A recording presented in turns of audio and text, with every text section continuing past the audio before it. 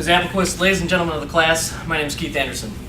Have you ever eaten so much of the same thing over and over that you would rather eat anything else, even goat, just for a little bit of variety? I was in the Army for over 5 years, and my first combat deployment, that's exactly what we did. I was in a remote valley in Afghanistan. For the first 6 months, we had no running water, very limited power, and we certainly didn't have a kitchen. So, for our food, we relied 100% on these. Meals ready to eat are ever present in military life, both overseas and in garrison in the States. I've spent a lot of time eating MREs. I've spent a lot of time with soldiers who've eaten a lot of MREs. I know these things intimately. I want to talk to you today about what MREs are exactly, a little bit about the history of MREs, and how they are perceived today by soldiers. First things first, what is an MRE?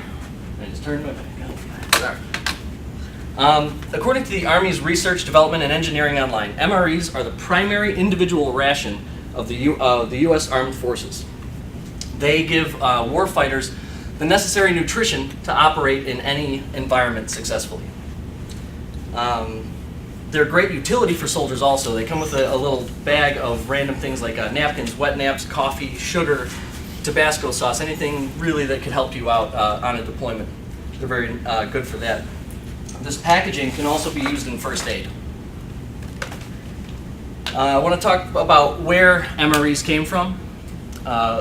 In World War I, they had a trench ration, which consisted of the M unit and the B unit, meat and bread in a can. It was in a can to increase shelf life and to protect against chemical attack. Usually came with some coffee, sugar, and salt, and that's about it. Military Medicine magazine explains that there were 23 different menus, and they were really kind of avoided because they were poor.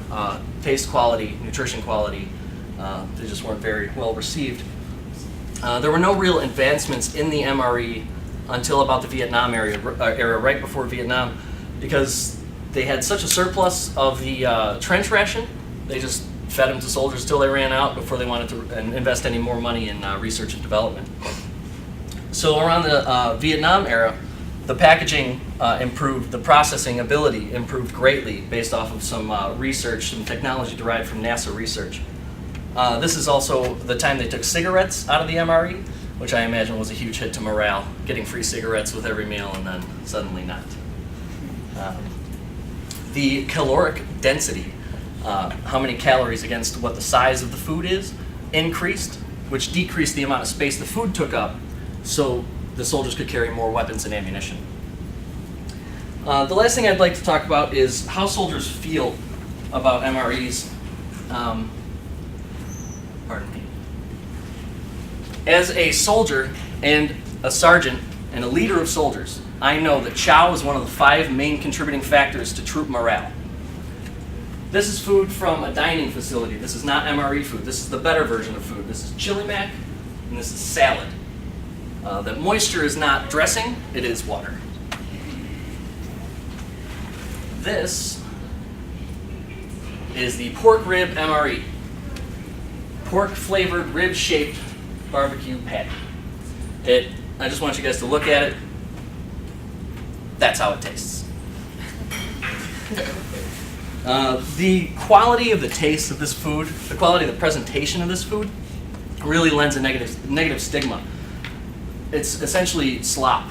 We don't like it at all. The inside of the packaging, you can see here, this metallic really lends a specific flavor to all of the food, aluminum kind of flavor, so they all really taste a little bit like the inside of the packaging, which really motivates soldiers to try new things.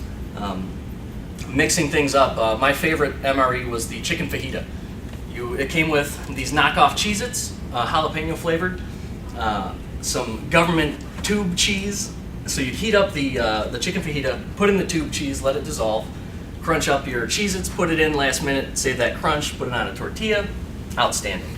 A little messy, but that was my favorite. Also, the inside of the package there, tuna was the only MRE that didn't taste like that. So now I ate tuna. I never ate tuna before, but because it didn't taste like metal, I'm like, oh, this is not so bad. While I was in the Army, the MREs were really a joke. When I got in, when I was a new soldier, they said that the gum that comes in the MREs is a laxative gum because of how MREs are known to stop you up. Some of the nicknames for MREs are meals refusing to exit or meals requiring enemas. The gum's not a laxative, but it does contain xylitol, which is, it does have mild laxative-like effect according to the free library online. Soldiers would often get overexcited, ironically so, when these meals were coming up shortly, because we knew we had to do it, and so why not be excited about it? But the less desirable menus here, they would always stick around and there would be waste, and the leaders didn't appreciate waste, so they would occasionally randomly assign MREs to us, which really took away our personal choice and was another hit to morale. So in instances like that, you just kind of have to drive on and pretend to be excited about it. Pretending to be excited is really one of the main things that keeps the wheels in the Army moving. False motivation is better than none. As I come to an end, I want you guys to think about meals like this. I want you to think about the soldiers that it affects every day. The quality of the food that we eat greatly impacts our lives. It can really help you be happy, and it can really help you think of home when you're a little homesick. I've talked to you today about what MREs are, a brief history of the MREs, and how soldiers today perceive them. The summer of 2010 was 130 degrees in the shade. We didn't have running water, and we ate food out of bags for months. So soldiers adapt. That's what we do. We adapted, and we also solve problems. So when one of our patrol sets came back to the base with a goat and the local butcher in tow, I didn't ask any questions.